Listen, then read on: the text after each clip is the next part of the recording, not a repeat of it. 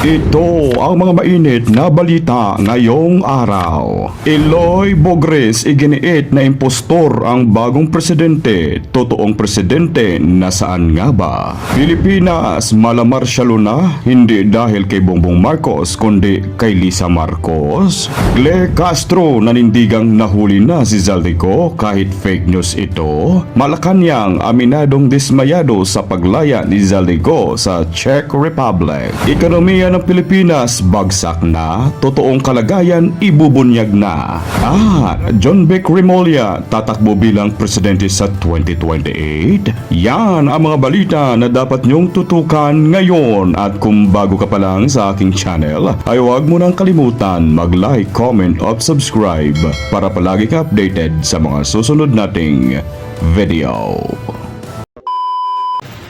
Wala naman akong ninakaw na na maleta.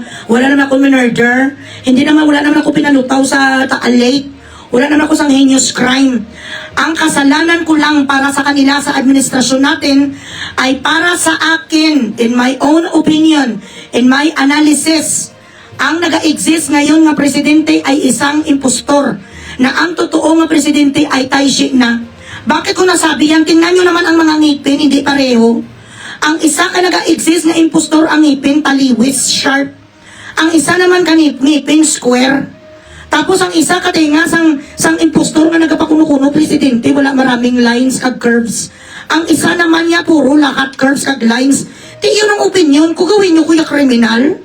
Gagawin nyo ako that I offended the law just because my belief doesn't jive with you. That is not a crime. And the Supreme Court of the Philippines should now review the cybercrime because it is being abused and used by a lot of powerful people to try to silence the democracy of the Philippines.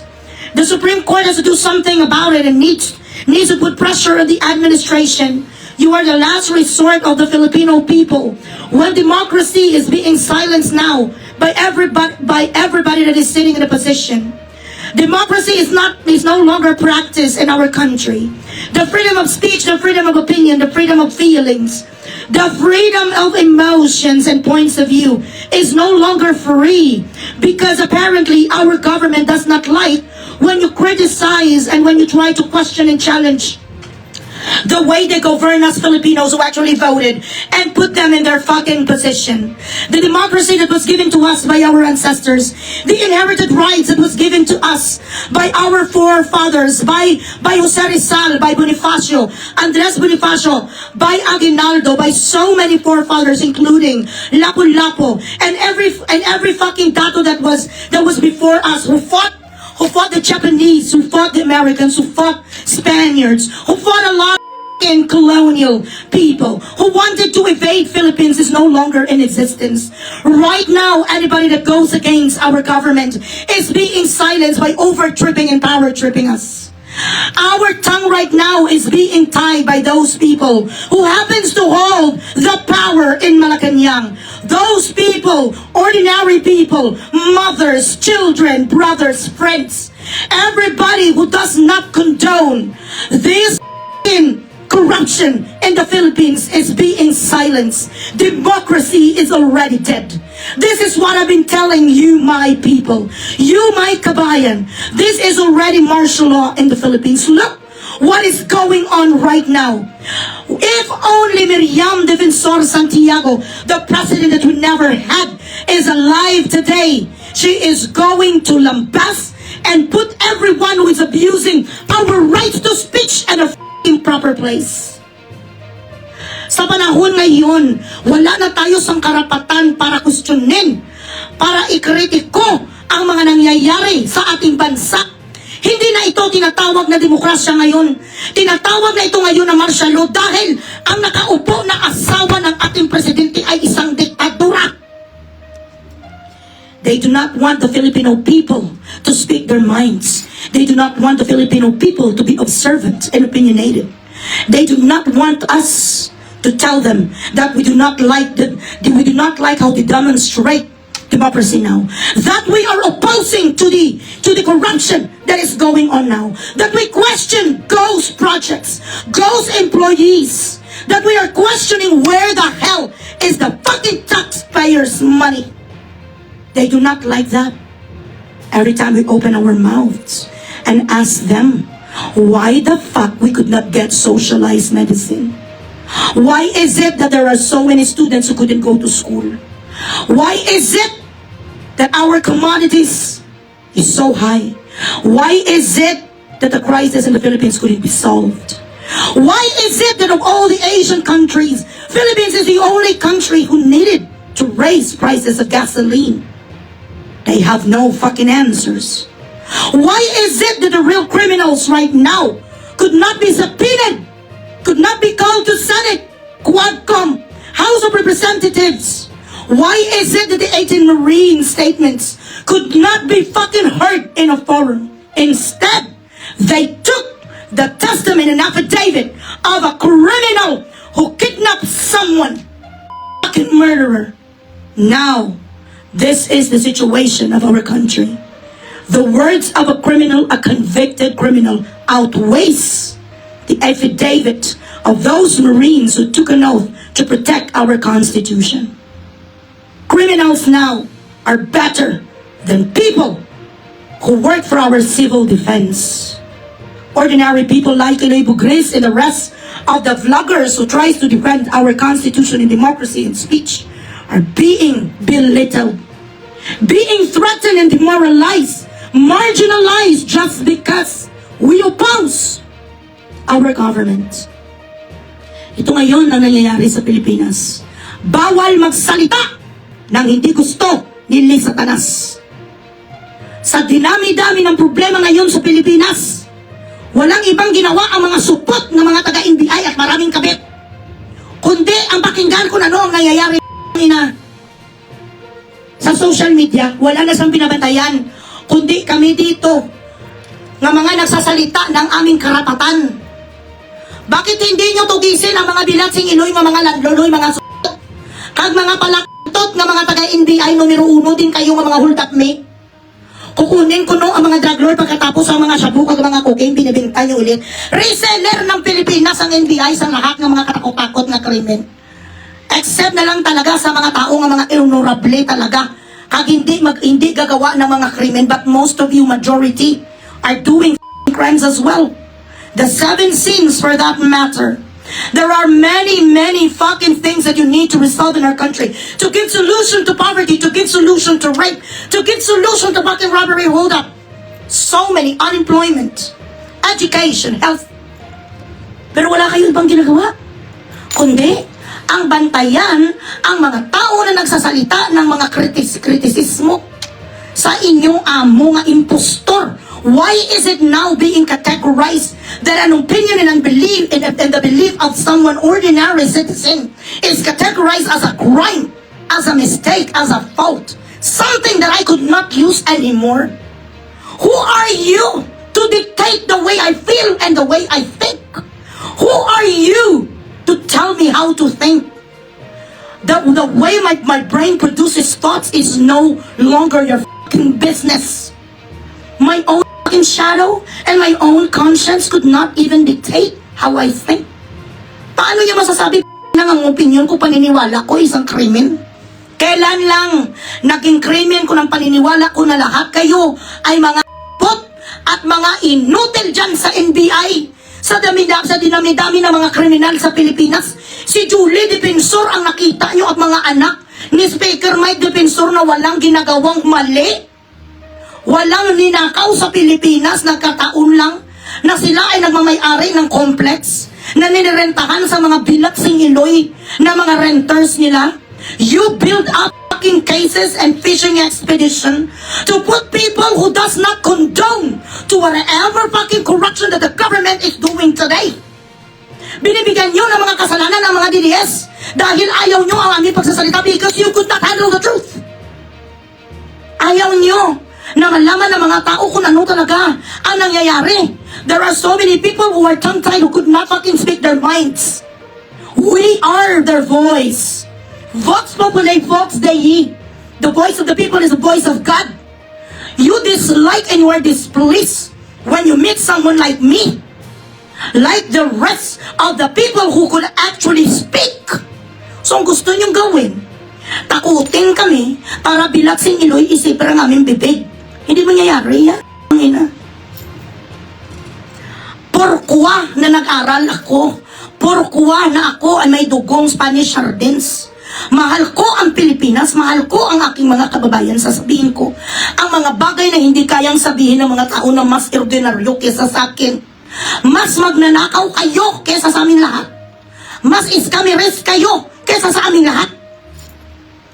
Tapos palaktahon sa mga iho di Hoy Claire Alpot. Kung meron sang sinungaling ang bilaksing Iloy mo sa Pilipinas ngayon, ikaw yan. Sasabihin pa sa ina, iba-iba daw ang meaning bilaksing Iloy sa word na nahuli. That arrest apparently as a generic term for the word stop, halted, pinipigin papundo.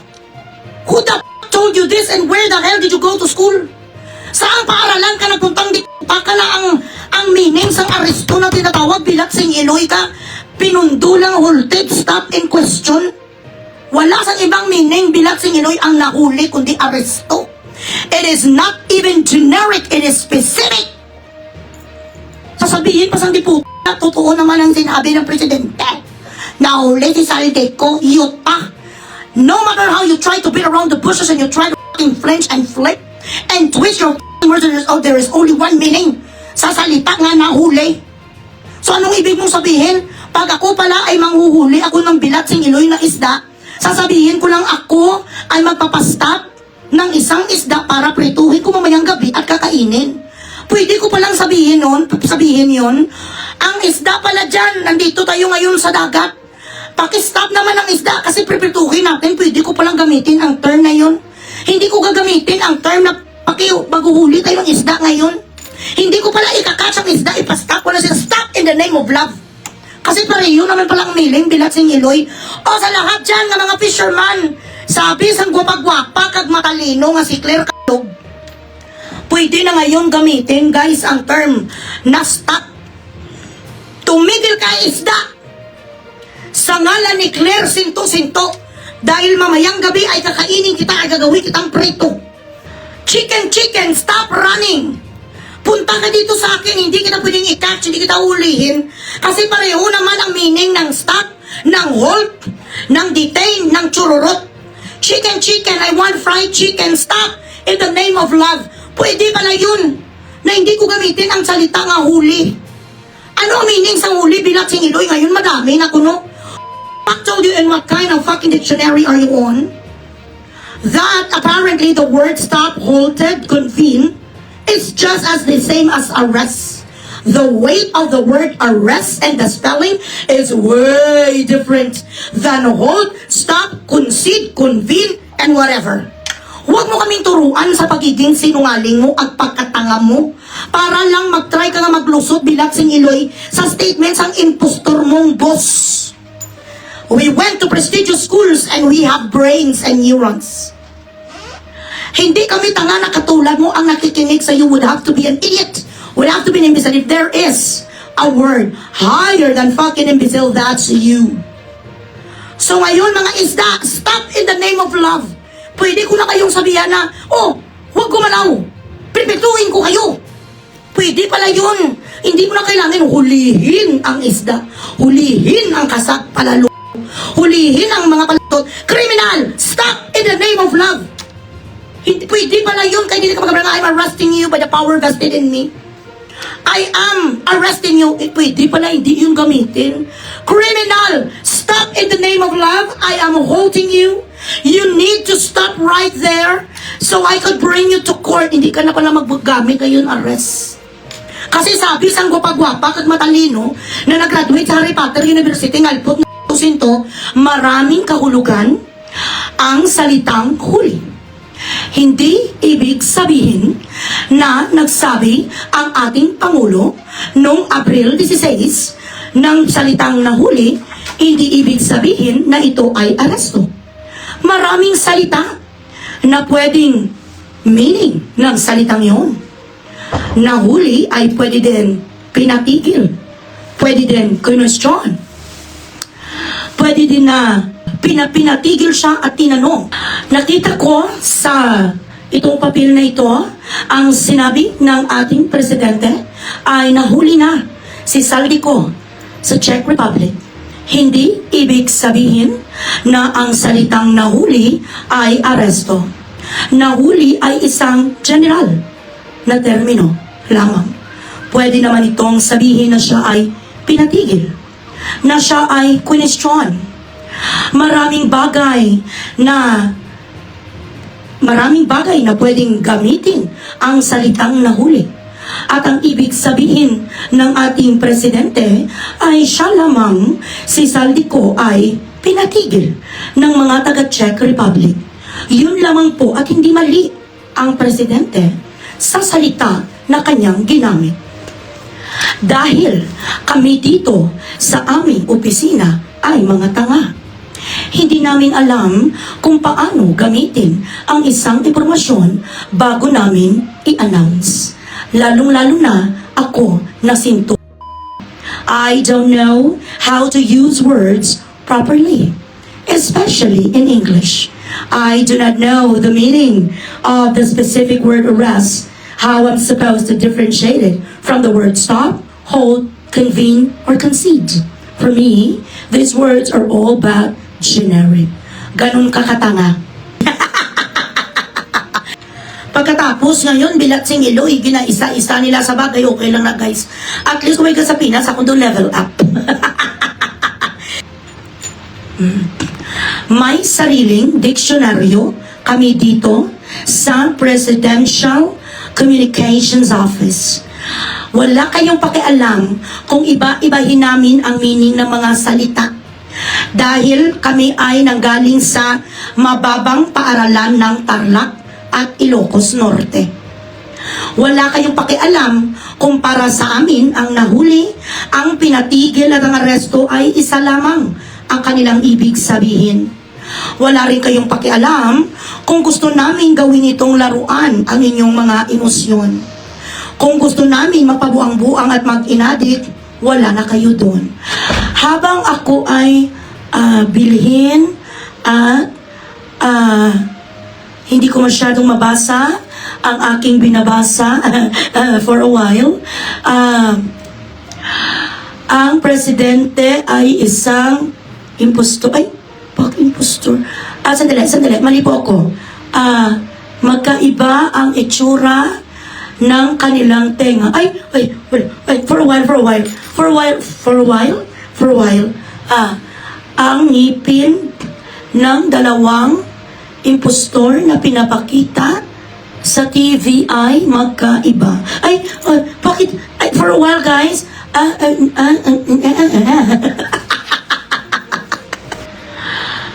At ayon pa sa ating mga tauhan na nagkapakalat-kalat ngayon doon sa Europe, hindi naman talaga nila alam kung saan hahanapin ang gagong Saldico.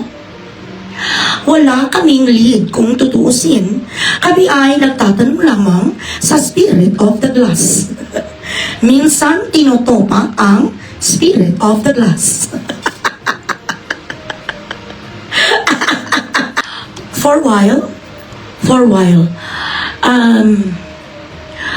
ang mga maleta na dapat kunin ay wag kong sabihin. Mali. For a while. Hindi ko mabasa ang aking binabasa. Ayusin yung pagsulat. Kung gusto nyo pa na may trabaho kayo bukas, tingnan ang maigi ang ngipin ng dalawang... Bakit ito ang inyong mga sinusulat sa teleprompter? Hindi yan magugustuhan ni Madam. Baka bukas, pagpasok nyo, wala na kayong mga trabaho. Nagainangag naman ang gagaya, damo-damo, nasa sa mga rason. Alipungoy, you need to fucking remove her there. If you want to sound intelligent, Malacanang, if you want to sound intelligent or if you want to sound kapani-paniwala, you have to remove her and replace her with somebody intelligent, someone who could really speak in English. Why is it that she's always using Filipino language? How the other countries' international reporters could understand her? She could not even utter one word properly.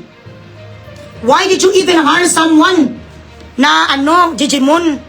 Nag-hire na lagi wala pa ka-class-class, isang iskandalusa, not even top of her class. You hired somebody that makes you look weak and unintelligent. You should have somebody who really could speak eloquently. Artikulada, mga katulad ko. Yan ang inyong speaker, bilat singiloy, lampasuhon ko nasa sa skip speaking engagement lang. Actually, ang operator ng teleprompter, nung binabasa ni Claire Cinto ay isang DDS, Traidores. Akala ni John Vic at ng kanyang kuya ay mananalo sila sa eleksyon. Walang bubuto sa inyo kahit langgam. At alam mo, shout out lang dyan sa isang rimula na pugita ang kulay. Bakit maitim ang iyong gilagid at maitim ang iyong ngipin? Wala ka bang budget na maleta para ipropilaksis ang iyong ngipin? Nakakatakot tingnan ang iyong pagmumuka at ang iyong face. Gumamit ng Oasis of Beauty, padadalahan kita. Pakibigay lang ng address sa akin, Mr. Rimula, Ombudsman, na ubod din kasipsip sa ating administrasyon. Tandaan nyo, ilang buwan na lamang at eleksyon na rin. At dahil inaway mo, itong inyong dapat na isa sa inyong three kings, Ahistas, Judas, Barabas. You do not know the golden rule apparently when you're running a mafia. When you're running a mob, make your enemies close. Wala bang nakapagsabi sa iyo, Rimulya, Ombudsman, na dapat ang mga kaaway ay hindi mo pino-football field? Sabi nga ng The Godfather na si Al Pacino, manood ka ng ganitong pelikula para marami kang matutunan kay Al Pacino. Ang sinasabi, make your friends close, but make your enemies closer. Kung hindi ba naman sa lang sa talino mong yan, puro kayo dyan lahat, mga bunggang, mga talino, bilat singiloy. Sa tanan ba naman na pwede mong kontrahin, kinontra mo si Martin, na siya ang may hawak ng inyong red diary. This is classic perfect storm. Andoon na ngayon si Martin, o kachika-chika, yan na si Day Sara. Nagbalik loob si Martin Romualdez kay VP Sara. Dahil simulat sa poll, sila ay magkaibigan naman. Ngayon, parang may tumulong at kumampi sa kanya, andoon siya, nagchichika-chika sa lahat ng mga ebidensya kay VP Sara. Wala na sila sang inatupag ang mga yudiputa nila, kundi ang api-apihin ang mga mamamayang Pilipino. Pagkatapos, hindi mo magustuhan ang patakaran sa mga bilat sing iloy. Halakan nila sang habol nga habol. You don't have better things to do? Pati ang opinion namin kag diputang, ang aming mga paniniwala bilat sing iloy, question nun, gagawing krimen. Yuta! Kay patson pa kuya. Hindi ko mag-bow down, hindi ko luluhod sa inyo. Yuta nyo eh. Ako ang napapasweldo sa inyo at kami, the rest of the Filipino people who pays taxes. Bakit ako luluhod sa inyo? Ano ka, hari? Di puta kay Brian ako galuhod kung di na tapos sa Ginoo kong gadasal. Maluhod mo ko sa inyo, grabe nga pinaugay, bilat sing iloy. Grabe nga takutanay nila, takot dito, takot doon. Kaso dito, kaso doon. Wala kayo may nasulbar kahit isa. Hindi nyo gani mauli-uli ng mga grabe ng mga kriminal, ang mga aligasyon nyo. Ang mga aligasyon nyo sa mga nawawala na naglilitaw na sa mga kwan, paalit. Andyan lang sa Pilipinas, ganito puta si atong ang nabudlayan pa kamo. Tapos kami katulad dun sa mga maliliit na dalawa ka-vloggers dyan sa Pilipinas, nga kung tutusin wala sana mas marami pa ang gumawa ng ganun. Kaso nga lang, ang puntriya talaga nila ako.